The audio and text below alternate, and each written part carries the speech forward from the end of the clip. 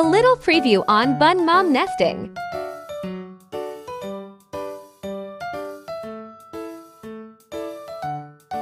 Taking care of Bun Mom and kids.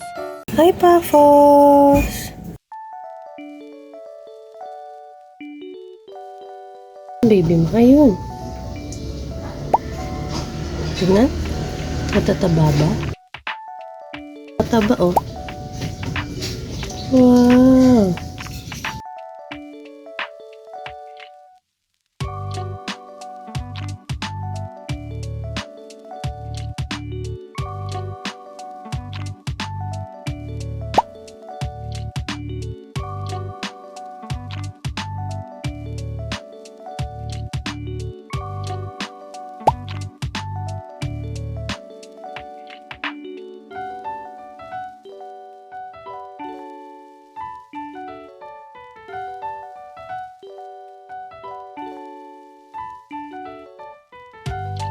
Yan, meron tayong mga tanim.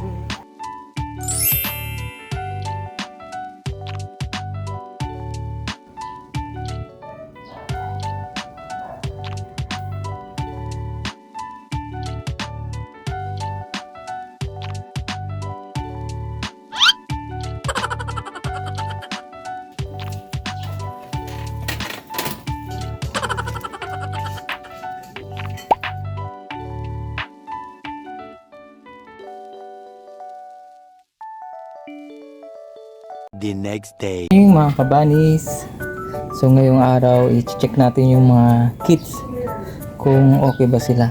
So ayan, check natin una kung nakakain. So ayan, may sign busog, and then makikita mo yung translucent na milk sa tiyan niya. Let's check din natin yung sapetan, kung minsan kasi natatakpan nila to ng pupoy, so kailangan natin malinis. Minsan nagbabarian dyan eh, namamatay yung kids. So okay naman siya. Tapos yung isa, ayan din, nakadede din.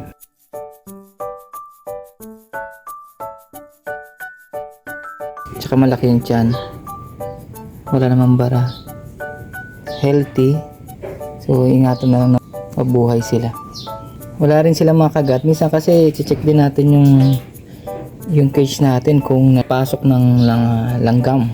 So wala namang makagat-kagat. So healthy. Tapos ang gagawin natin yung mother niya naman ang vitamins.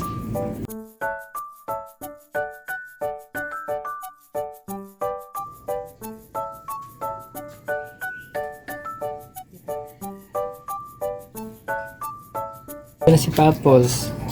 Mapapansin nyo, wala na siyang buhok, wala na yung pagka-lion head kasi ginawa niya ng pugad.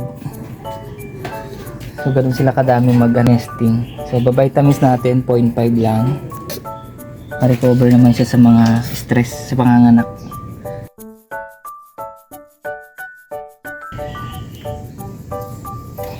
Ito naman yung isang kids, mas panganay siya ng isang araw, anak ni Samyona. Check natin dyan. Medyo nakadede naman, medyo malaki na rin. Check natin, may lambaray yung malinis, walang kagat.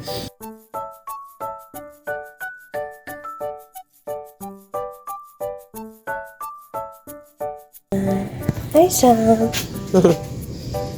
Vitamins ka na.